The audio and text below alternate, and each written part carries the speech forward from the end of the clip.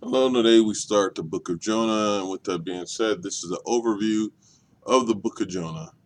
In the half century during which the prophet Jonah ministered, a significant event affected the northern kingdom of Israel. King Jeroboam II restored her traditional borders, ending almost a century of sporadic seesaw conflict between Israel and Damascus. Jeroboam, in God's good providence, capitalized on Assyria's defeat in Damascus in the latter half of the ninth century, which temporarily crushed that center of Aramean power. Prior to that time, not only had Israel been considerably reduced in size, but the king of Damascus had even been able to control internal affairs in the northern kingdom. However, after the Assyrian campaign against Damascus in 797, Jehoash, king of Israel, had been able to recover the territory lost to the king of Damascus.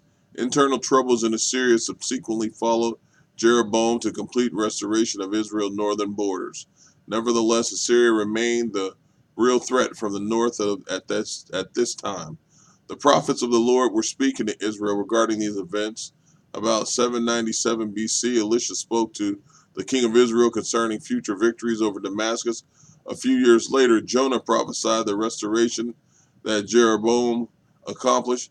But soon after Israel had triumphed, she began to gloat over her newfound power. Because she relieved of foreign pressures, relief that had come in accordance with encouraging words from Elisha and Jonah, she felt jealousy complacent about her favored status with God. She focused her religion on expectations of the day of the Lord, when God's darkness would engulf the other nations, leaving Israel to bask in his light.